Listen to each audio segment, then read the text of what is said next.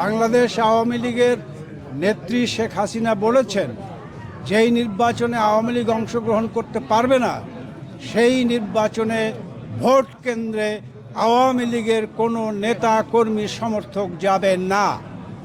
এটাই হলো পরিষ্কার মেসেজ। আপনাদের কি দলীয় কোনো পরিকল্পনা আছে এই নির্বাচন প্রতিহত করার? নিশ্চয়ই আমাদের নির্বাচন প্রতিহত, আমাদেরকে বাদ দিয়ে যে নির্বাচন হবে সেই নির্বাচন তো আমরা অবশ্যই প্রতিহত করবার পরিকল্পনা গ্রহণ করব। বাংলাদেশে যতগুলো জরিপ জাতীয় আন্তর্জাতিকভাবে হয়েছে, প্রত্যেকটি জরিপেই দেশরত্ন শেখ হাসিনার নেতৃত্বের কোনো বিকল্প নাই, সেটাই উঠে এসেছে। কাজে বাংলাদেশের 18 কোটি মানুষ মনে করে শেখ হাসিনার হাতেই নিরাপদ, শেখ হাসিনার হাতেই বাংলাদেশ নিরাপদ ছিল, আগামীতেও বাংলাদেশ নিরাপদ তার হাতেই থাকবে। বিকল্প কোনো নেতৃত্ব বাংলাদেশে এখনও উঠে আসে নাই, কারণ তিনি হচ্ছেন প্যারামাউন্ট লিডার।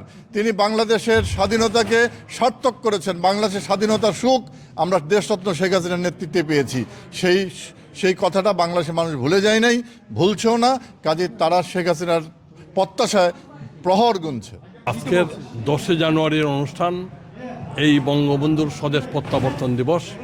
বঙ্গবন্ধু হচ্ছেন বিশ্ব নেতা।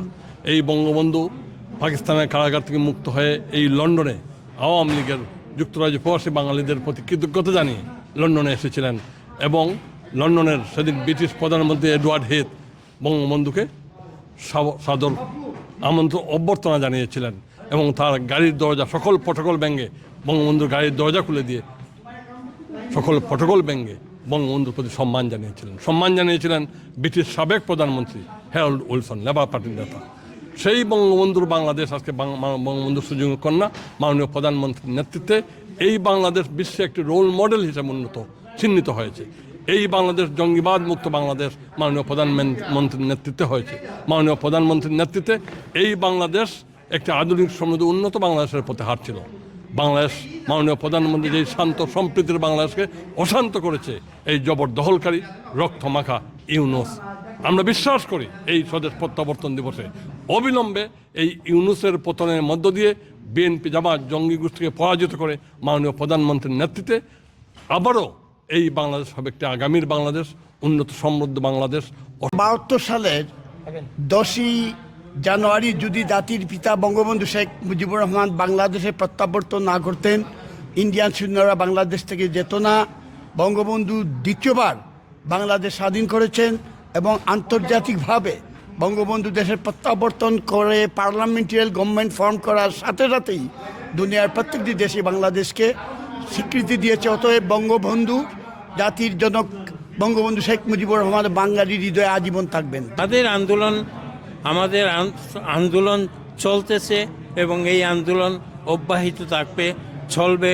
আন্দোলন করে যদি পাকিস্তানের মতন একটা পাওয়ারফুল আর্মিকে আমরা পরাজিত করে দেশ স্বাধীন করতে পারি, তাহলে এই গোটা কয়টা রাজাকার আলবদরকে আমরা অবশ্যই পরাজিত করে আমাদের দেশ আমরা স্বাধীন করব।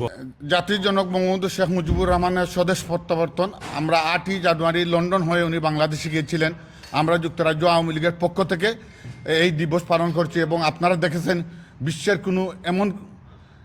এই পরিমাণ কোনো নেতা নাই যিনি বঙ্গবন্ধুকে এই দেশের প্রধানমন্ত্রী এয়ারপোর্ট গিয়ে প্রটোকল ভঙ্গ করে রিসিভ করেছিল। আমরা গর্বিত বঙ্গবন্ধুকে নিয়ে, আমরা বিশ্ববাসীর কাছে আজকে এই দিনে বলতে চাই, এই সুধী ইউনুস মহাজন বঙ্গবন্ধুকে যেভাবে অপমান করছে, আমরা যুক্তরাজ্যর প্রবাসী বাঙালির পক্ষ থেকে এর তীব্র নিন্দা জানাই এবং অচিরেই এই সুধী ইউনুসকে আমরা আন্দোলনের মাধ্যমে বাংলাদেশ থেকে বিতাড়িত করব।